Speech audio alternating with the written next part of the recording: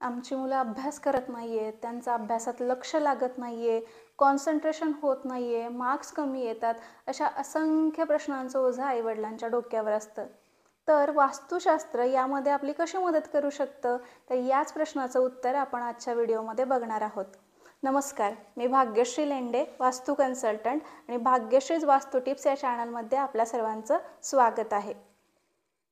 आजकाल मुलांच्या डोक्यावरती अभ्यासाचं इतकं जास्त ओझं आहे, त्यातच आपण त्यांना इतके क्लासेस लावतो.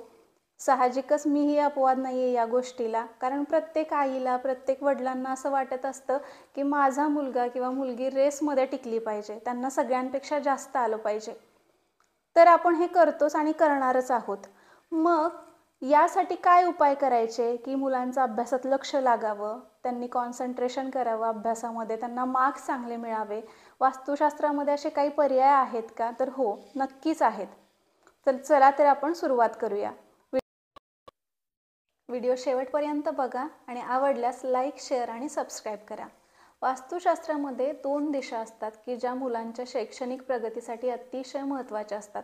पहिली दिशा आहे ईशान्य म्हणजे नॉर्थ ईस्ट आणि दुसरी आहे वेस्ट साऊथ वेस्ट म्हणजे पश्चिम आणि नैऋत्यच्या मधली दिशा पश्चिम नैऋत्य. जर या 2 दिशांमध्ये काही वास्तुदोष असतील तर मुलांच्या शैक्षणिक प्रगतीमध्ये अडथळे येऊ शकतात. आता वास्तुदोष म्हणजे काय? समजा या जागेमध्ये किचन आहे किंवा तुमचं टॉयलेट आलं आहे, सेप्टिक टँक आला आहे, तर या गोष्टी वेळीच ट्रीट करून घेणं अतिशय गरजेचं असतं. आता आपण बोलणार आहोत स्टडी टेबलविषयी. आपल्याला बऱ्याच वेळा प्रश्न पडतो घराचा इंटेरियर करताना स्टडी टेबल नक्की कुठं करायचं आहे. तर स्टडी टेबलची जी योग्य दिशा आहे ती म्हणजे पश्चिम नैऋत्य. म्हणजे पश्चिम नैऋत्यमध्ये स्टडी टेबल करायचं आणि मुलाचं तोंड जे आहे ते ईशान्येला करायचं. पण प्रत्येक वेळी ती दिशा मिळेलच असं शक्य नसतं. मग आपण काय करू शकतो? तर स्टडी टेबल नैऋत्येत मांडू शकतो, दक्षिणेत मांडू शकतो, पश्चिमेत मांडू शकतो किंवा वायव्येतही मांडू शकतो. आता वायव्य अगदी योग्यच आहे असं मी म्हणणार नाही, कारण वायव्य ही वायू तत्वाची दिशा आहे. म्हणजे थोडासा चंचलपणा वाढवते. तुम्हाला असं जर वाटत असेल की मुलाचा चंचलपणा वाढतोय तर तिथून स्टडी टेबल काढायचं आहे.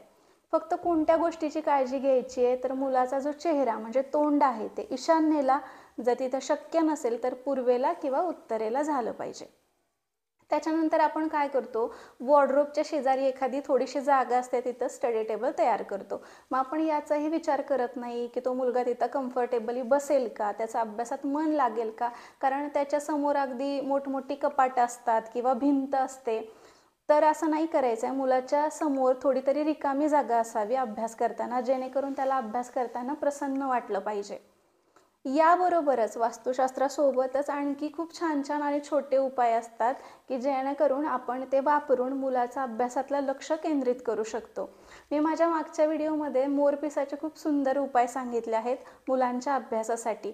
तर काय करायचं आहे? मोरपिसाचा एखादा बंच तुम्ही मुलाच्या स्टडी टेबलवरती फ्लॉवर पॉटमध्ये ठेवू शकता, डेकोरेटिव्ह पीस म्हणून. त्यांनाही तिथली निगेटिव्हिटी काढण्याचं काम करतो मोरपीस. त्याच्यानंतर ॲमेथिस्ट म्हणून एक क्रिस्टल आहे की जो आपल्या आज्ञाचक्रावरती काम करतो, मुलांचा फोकस वाढवतो, अभ्यासातलं कॉन्सन्ट्रेशन वाढवतो. मग ते तुम्ही पेंडंट म्हणून पण त्याच्या गळ्यात घालू शकता, पण बऱ्याचशा शाळांमध्ये अलाउड नसतं कोणतेही धागे दोरे किंवा काही खडे क्रिस्टल्स गळ्यामध्ये घालणं. तर काय करायचं आहे? ॲमेथिस्टचे टंबल्स मिळतात, तर ते टंबल्स एका काचेच्या बाउलमध्ये त्याच्या स्टडी टेबलवरती ठेवून द्यायचे. एक अगदी साधा सोपा घरगुती उपाय म्हणजे रोज सकाळी 10 ते 12 तुळशीची पानं चावून चावून अनुशापोटी खायचेत. हा उपाय अतिशय कारगर आहे आणि ह्याचा खरंच फरक पडतो. त्याच्यानंतर मुलं खूप चिडचिड करत असतील किंवा खूप चंचलपणा वाढला असेल तर तुमच्याकडे एखादा चांदीचा ग्लास असेल तर त्याच्यातून त्याला तुम्ही दूध किंवा पाणी पण प्यायला देऊ शकता. तुम्ही तुमच्या घरामध्ये सरस्वतीचा फोटो किंवा सरस्वतीचं यंत्र ठेवू शकता. मग सरस्वती मंत्राचा चांट करायचा 108 वेळा. हा चांट करताना सोबत आपल्या मुलाला शेजारी ठेवायचं आहे किंवा त्यालाच तो म्हणायला सांगायचं आहे. तर इतके छान आणि छोटे सोपे साधे उपाय आहेत की जे करून आपण आपल्या मुलाचं अभ्यासातलं कॉन्सन्ट्रेशन वाढवू शकतो आणि मार्क्सही चांगले मिळू शकतात. हा व्हिडिओ आवडला असल्यास लाईक, शेअर आणि सबस्क्राईब करा.